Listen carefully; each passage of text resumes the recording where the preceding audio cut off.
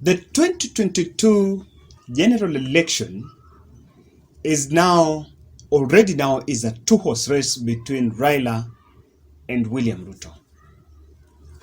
This is because of the chess master, Uhuru Kenyatta, brokering a deal between His Excellency Raila Odinga and Honorable Kalonzo Musyoka. President Uhuru Kenyatta, I mentioned this channel, is the architect of Raila Odinga's presidential bid. Without that support, I don't think Raila would have been a presidential candidate now. And secondly, I want to say something that Raila's chances in 2022 are better and higher compared to both 2013 and 2017. Where he is now, he was here in 2013 minus President Uhuru Kenyatta. And Mudavadi was alone on a presidential ballot. So this time round, Mudavadi is supporting William Ruto, and Raila is now getting the support of President Uhuru Kenyatta from the central Kenya. So if you tally that with the dynamics of 2013 and 2022, you will actually see that his chances are high. So yesterday was a big day for both Raila and Uhuru and the Azimio family. And something came there very interesting. One of our subscribers, he was reminding me why there was that breach of protocol. Because after KICC, the convoy went directly to Jacaranda Stadium for the Jacaranda rally. And in that convoy, Uhuru was ahead. Uhuru's convoy, the car that was having Uhuru was ahead. Then Raila in the middle. Then Kalonzo was coming third. And then they arrived at the stadium. President Uhuru went to the dais first. Then Winnie Odinga, Raila Odinga's daughter, had a very light moment with Uhuru. And she's just revealing that she asked Uhuru where Baba was. And then Uhuru responded to Winnie, telling Winnie that the fourth must arrive first before the fifth. One thing you will always like Raila with is the way he has put his children in the front seats. If you look at, there is a photo that emerged, I think this one here, of Winnie and Raila Odinga Jr. They were just right behind President Uhuru Kenyatta. But then what that perception tells you is President Uhuru Kenyatta was giving that perception that he's going to hand over power to Raila Amolo Odinga. This is not new because on 12th December during the Jamhuri Day celebration, he called Raila Odinga and broke that protocol. He was supposed to speak last, but he called Raila and people were wondering how that or why that. And Raila came and spoke. Then the event was actually finished there. They came to an end there. So it's not in denial that Uhuru is not supporting Raila. And of course, the yesterday's event, or rather the Saturday's event, was going to rejuvenate Raila supporters and counter, is going to prove skeptics of the handshake wrong. If you listen to Raila Odinga's speech, he mentioned about how handshake really gave birth to where they are, the working relationship between him and President Uhuru Kenyatta. So now he has the Azimio la Umoja as a powerful tool and a big, elaborate, and accommodative platform to steer himself to the presidency. But then, what do you think?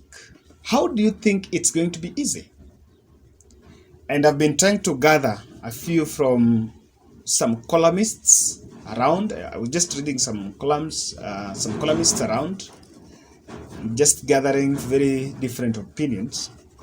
And there are 4 factors that are emerging as key issues that Raila Odinga and the Azimio team or let's just say that Raila must give keen interest on, because the only competition to Raila Odinga is Raila himself. The only enemy to him becoming the president can only be himself. And so the fact that Uhuru was telling Winnie that the fourth must come before the fifth tells you that, of course, he was very honest on that endorsement. And that is why Winnie responded, and Winnie posted it, I think, in Twitter. In this video, I want us to look at these 4 issues. But before we do that, kindly, if you're watching this video and you have not yet subscribed, take a second and subscribe. And also click the notification bell so that when we publish a video, you will always be notified. One thing, the first thing that Raila is emerging as a key issue that Raila must address is controlling expectations of Azimio. It is not very easy, and it cannot be casual to manage the expectations of all those 30 parties within Azimio. But again, it is true that not all those parties are equals. That is one. So there are larger parties there. You cannot compare KANU and Wiper to the Farmers Party, to say, or even to PAR, the party that belongs to Kilifi governor. You cannot compare. So he must know how to manage big expectations and small expectations and balance. I think that is something that I think I captured it from one of the columnists today, that where prominence is due, it must be given. For example, when Raila is holding a rally in Kambani, there is no way that he can give much prominence to Charity Ngilu or Chama Maendeleo Chap Chap at the expense of Wiper when Kalonzo Musyoka is there. And this is something that has been captured, because if these expectations are not managed, then one thing that is going to happen is the leaders will start backstabbing. And it will open avenues for the Kenya Kwanza team to plant spies and to spy on the Azimio team. And this spying cannot be leaking out some of the strategies that these people have. There will be the issue of double dealing. If I feel that because after May, there is no point of return, no one is now going to say that I cannot be part of this coalition. It will be sealed. But now what they will do is they will now be going behind a coalition deals to now have a double speak. And even they can publicly declare supporting the other person. So that is one. Number 2 is the credibility, the fairness, and the transparency of the party primaries, or rather nomination, to avoid the fallout. I think that is why the Azimio team were pushing over with this coalition deal, because remember the deadline is 9th April. Then after 9th, the nomination is slated from 22nd April. So these guys were pushing this so that they can now sit down and find a framework of nominations. There have been the issue of regional zoning, but Raila, I think while speaking somewhere in Wajir, he said that there will be nothing like regional zoning. Parties will be allowed to field candidates. But even though that is going to accommodate many votes for the presidential ballot, but it's going to affect the other elective seats, like their strength in the National Assembly and county assemblies can go down because of UDA infiltration, or UDA itapita hapo katikati, because with them they have many parties, Azimio has many parties. So if they avoid this fallout, they will have a very strong fabric where people speak in one voice and people push the Azimio la Umoja agenda. And something just reminding me that also one of the expectations is Kalonzo's Azimio One Kenya Alliance. I think that one can be granted. So this nomination must be done in a manner that not even dissent will be seen amongst the candidates, but amongst the political parties.